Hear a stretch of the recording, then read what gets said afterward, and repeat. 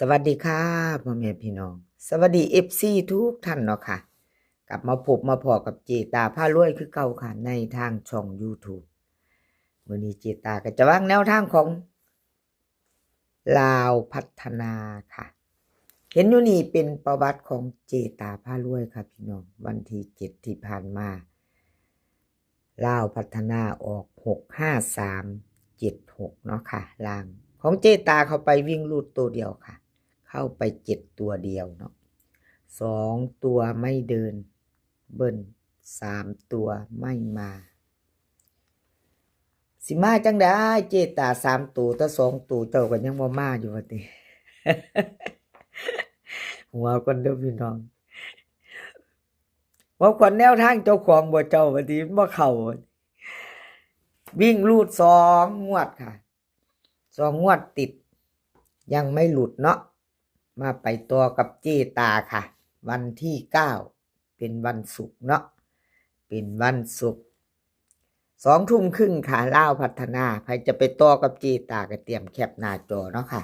เตรียมแคปหน้าจอกราบขอบคุณขอบคุณ FC ทุกท่านค่ะที่เข้ามาติดตามรับชมรับฟังเนาะค่ะเข้ามาคอมเมนต์กดไลค์กดหัวใจให้เนาะเป็นกำลังใจให้เจตามาตลอดกราบขอบพระคุณเป็นอย่างสูงค่ะมาตามต่อไปใหม่ค่ะ2 ทุ่มครึ่งวันศุกร์วิ่งลูดค่ะวิ่งลูดเจตาให้8กับ1ค่ะ2ตัว4หาง83 84 17 18เบิ้ลค่ะ88 11 3ตัว3หาง118 183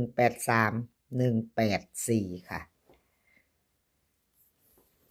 วิ่งรูดเจตาเด่นทอกันเด้อค่ะ8กับ1เด่นเท่ากันทั้ง2ตัวเนาะค่ะ2ตัวค่ะเน้น84กับ18ค่ะ3ตัวเน้นหางเดียว118แคปหน้าจอค่ะใครจะไปต่อกับเจตาพารวยครับขอบคุณขอบคุณ FC หลายๆค่ะเลขทุกตัวเอามาวางเพื่อเป็นแนวทางโปรดใช้วิจารณญาณในการรับชมเป็นอย่างสูงค่ะรับชมรับฟังเป็นเพียงแนวทางค่ะพี่น้องหลุดไปก็กราบขอโทษขออภัยคันแนวทางเขาก็ดีใจเนาะพี่น้องเป็นเรื่องธรรมดาปกติเป็นเพียงแนวทางเนาะค่ะแคปหน้าจอแล้วมาไปต่อค่ะแคปหน้าจอแล้วไปต่อเป็นของใคร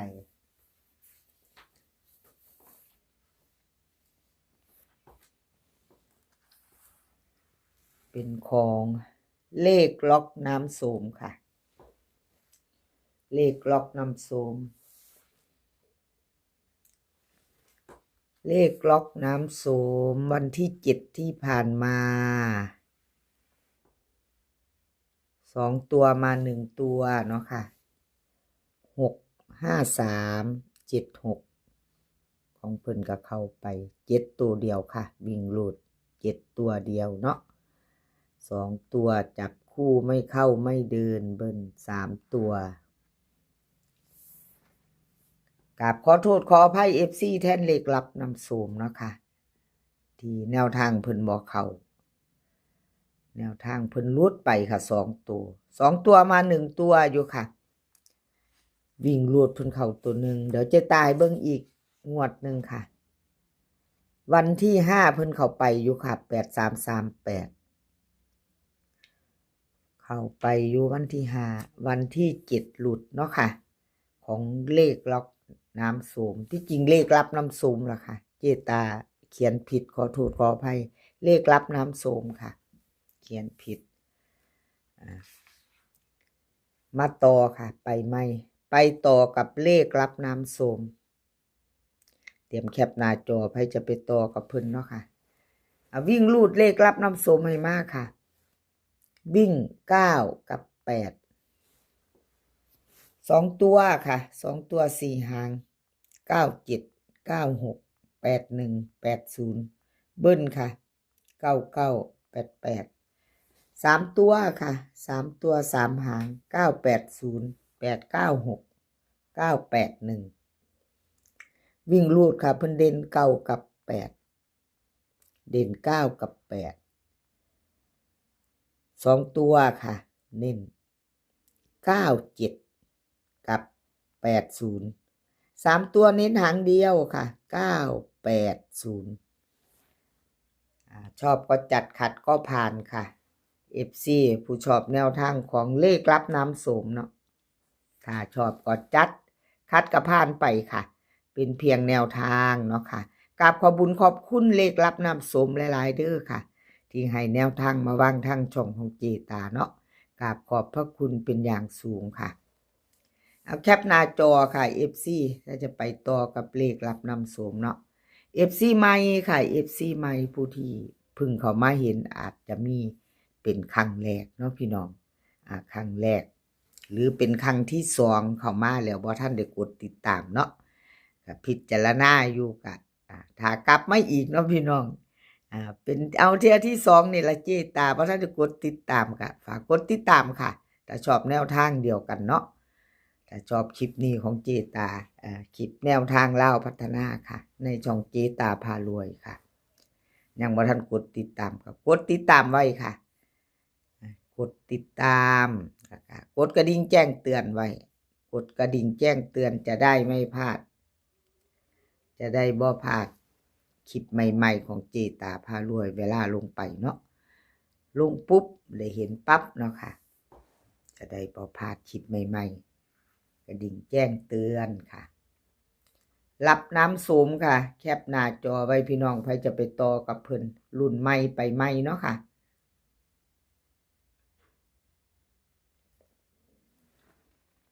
เป็นของงวดใหม่วันใหม่แล้วก็ไปใหม่แคปหน้าจอแล้วไปต่อค่ะไปต่อเป็นของเลขล็อกอุดรล็อกอุดร FC ล็อกอุดรเป็นจังไดน้อกราบขอโทษขออภัยแทนเพิ่นเด้อค่ะสายวิ่งสายลูดค่ะมีผู้วิ่งผู้ลูดก็ดีใจนำค่ะมีผู้ใดผู้ตามเนาะล็อกอุดร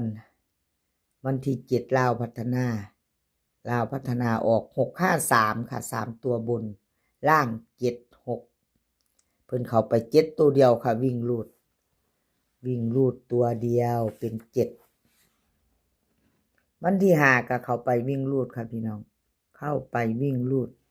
2ตัวยังไม่หลุดเนาะสายวิ่งสายลูด2ตัวมา1ตัวค่ะ2ตัวมา1ตัวยังบ่ทันหลุดวิ่งลูดเพิ่น2ตัวหลุดไป2งวดติดค่ะหลุดคือหลุดเนาะเก่าหลุดไปใหม่มาค่ะ FC พิจารณาใหม่เลขล็อกอุดรค่ะลาวพัฒนาวิ่งลูดเพิ่นให้มา8กับ3ค่ะ2ตัว4หาง83 84 36 37เบิ้ลค่ะ88 33 3ตัวค่ะ3หาง384 36 38 83วิ่งลูดเพิ่นเด่นเท่ากันเด้อค่ะวิ่งลูดเด่นเท่ากัน8กับ3ชอบกระจัดเด้อสายวิ่งสายลูดเนาะค่ะ2ตัวนี้เน้นให้84ค่ะ84กับ36เน้น2หางค่ะพี่น้องเพิ่นเน้นให้2หาง84กับ36 3ตัวเน้นหางเดียวค่ะหางเดียว363แคปหน้าจอค่ะใครจะไปต่อกับเลขล็อกอุดรเนาะค่ะไปต่อกับแคปหน้าจอคลิปนี้ขอให้พี่น้องโชคดีค่ะกับเล่าพัฒนา2 ทุ่มครึ่งเป็นวันที่9เนาะเป็นวันศุกร์ค่ะพี่น้องเป็นวันศุกร์แคปหน้าจอไว้ไปพิจารณาต่อกราบขอบคุญขอบคุณเลขล็อกอุดรหลายๆเด้อค่ะที่ให้แนวทางมาว่างทางช่องของเจตากราบขอบพระคุณเป็นอย่างสูงค่ะคลิปนี้ขอให้พี่น้องโชคดีกับเล่าพัฒนา2 ทุ่มครึ่งค่ะขอให้พี่น้องมีความสุขภาพร่างกายแข็งแรงกันทุกคนเดินทางไปไสก็ขอให้ปลอดภัยค่ะ เดินทางไปก็ขอให้มีโชคกลับมาขอให้มีชัยคลิปหน้าพ้อกันไหมค่ะคลิปนี้ก็สวัสดีค่ะ